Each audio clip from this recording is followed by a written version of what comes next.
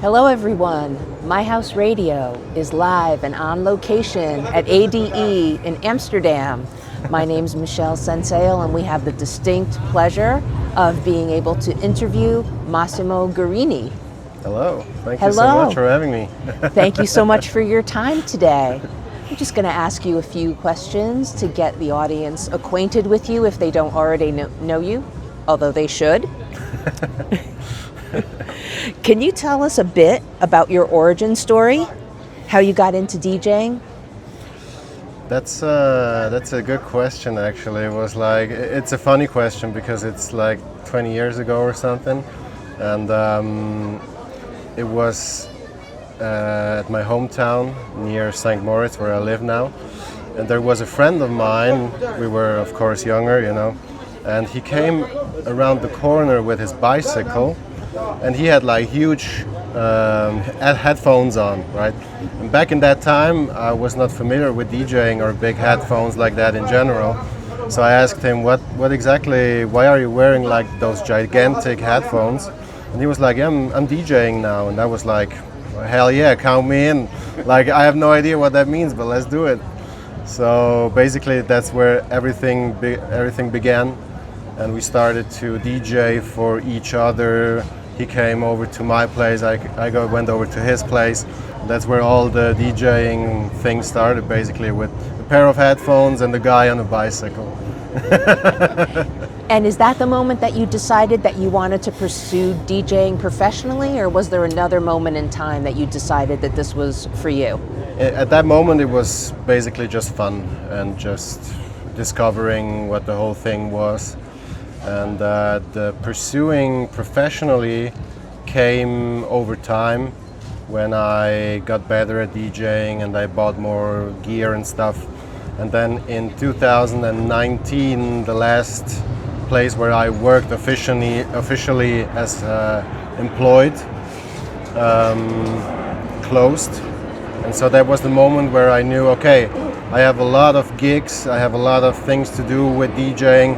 I'll just go full in and try to make that full time, and that's basically when I started in 2019 to go all in music and just do music. Yeah. And speaking about gigs, you've played at the prestigious Ministry of Sound. Could you tell us what that was like? Well, of course, the Ministry was always a big dream of mine because it is such a prestige place, like you said. Hundreds of thousands of nice super DJs were playing in there. Those walls saw like thousands of parties and nights, and it is just it was just an honor to play there and also play multiple times there. And every time I go back to the Ministry, I'm blown away by everything. Like the whole sound system is insane, the whole structure, the whole everything. The people are so nice over there, especially all the staff and all the people that work there. They always treat me like exceptionally good, and yeah, it's just a pleasure to be there. And of course the crowd, the people. Everything is just an experience over there. Yeah. And you've curated your own parties, isn't that right? Could you tell us about the Deep Snow parties? Yeah, exactly. The name already says Deep Snow. That's because I live in St. Moritz with the mountains, with the snow. So I try to create a party that is from St. Moritz, from the mountains, and that's why Deep Snow. And with the Deep Snow parties and Deep Snow label, I'll try to bring St. Moritz and the snow and everything to the mountain or to the clubs, And we bring snow machines, we bring decoration, we do electronic music from house to techno and everything. So it works out good, and we made it at a couple of places, for example in Italy, because in Italy, especially during summer season, it is especially cool because if you do it on the beach, then you have the contrast. In the winter, the deep snow party is just something that fits. But in the summertime, for example, at the beach, it is such a big contrast that it's even cooler. So we're there. We have the snow machines going on the beach. It's 40 degrees. People are dancing in bikinis and thing, and we're there and bringing the snow. So it's especially cool there, you know. Are all of the parties in and around St. Moritz also outdoor parties, the deep snow parties? No, they're inside because we have the snow already outside. So there's no need for me to bring it outside. Right, it's too cold. Like, yeah, and it's made for indoors when it is in St. Moritz because yeah, it's just simply too cold outside, and people come in and warm in the warm place and have a party in there with the snow, with everything. Yeah. Now tell us a little bit more about life in St. Moritz. How long have you lived there? I was actually born there, and I lived there for my whole life and started to do the whole DJ thing there. I'm also in one of the, I would say #1 clubs in St. Moritz, the VY Club, doing all the nightlife thing, the bookings of the DJs, the social media stuff, and trying to keep that nightlife alive because it's important for us also up there. And yeah, it is my home. It is where I was born, and I love it over there, and I would never want to change that. I go from St. Moritz to all sorts of places around the world, and I'm always happy also to come back. Now I know that you haven't exclusively played cold climates. You've also played at Eden, Ibiza. Is that correct? Yeah, that's right. Tell us about that. That's one of the coolest gigs basically I ever had, because the Eden is also one of those very, very cool prestige clubs. In my opinion, even underrated, because this also there the sound system is like one of a kind. I think it costed like $1 million or something, the whole system, and it's tuned to the high end. Sorry. It's tuned to the max. Sounds amazing. The whole structure in there, the people, everything. It's just Ibiza is just a different thing, you know. It's amazing. Yeah. Now, how do you prepare for a DJ set, and what influences your track selection? I have one quote that I always say, and that's if the DJ is not ready to take risks, then the set is meaningless. Like, you need to have at least 1 or 2 tracks in there that even you are not 100% sure if you can play them, because they're maybe too strange or too different or whatever, or it's maybe just a sequence that you cut out from a movie or whatever. You know, I try to keep it interesting. There needs to be the what the fuck moment for the people, where they just, okay, what's going on? Because if you don't implement that in your set, then you probably won't be noticed in midst of all those DJs that are playing maybe just a prepared set with songs from, I don't know, Beatport or whatever, Top 100 or something like that. So I try to avoid that.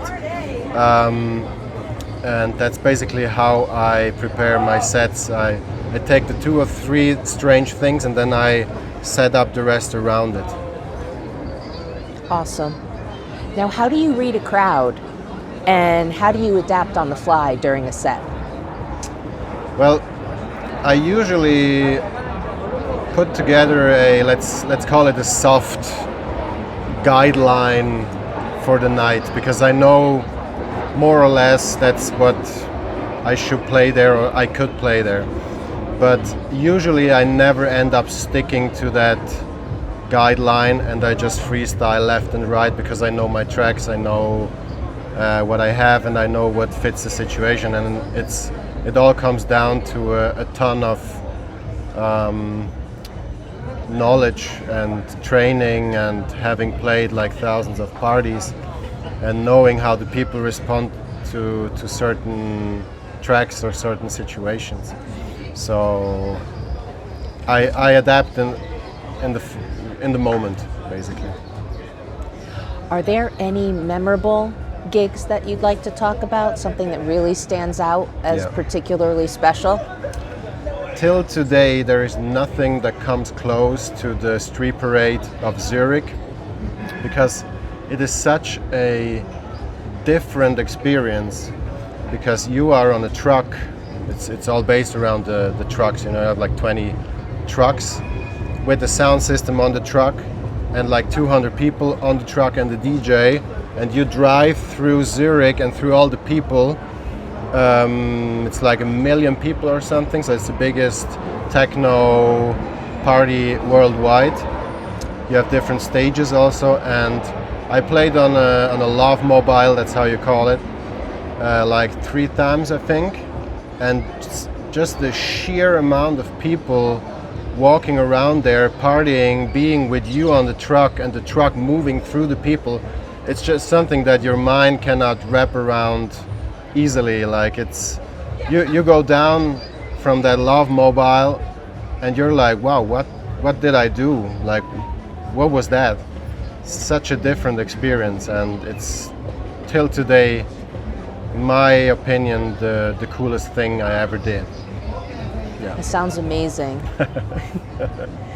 So, could you please tell everyone where they could hear you, and in particular, where they could hear you on My House Radio, since we are very proud to say that you are one of My House Radio DJs. Well, first of all, the only one that needs to be proud am I to be part of My House Radio, because your guys are such amazing people, and I love every single one of you. The community is like one of a kind. I've never seen people holding together so tight and being one family like you are, and that's really a spirit that is missing all around the globe.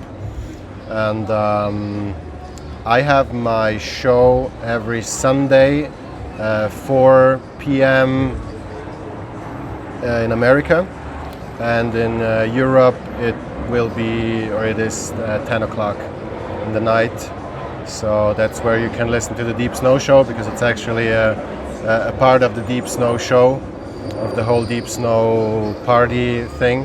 And you can not only hear me, you have different DJs that are playing for my show. And yeah, I'm probably gonna start streaming also in the next future. I always tell my good friend James Hall that I will start now, and that was like 3 years ago.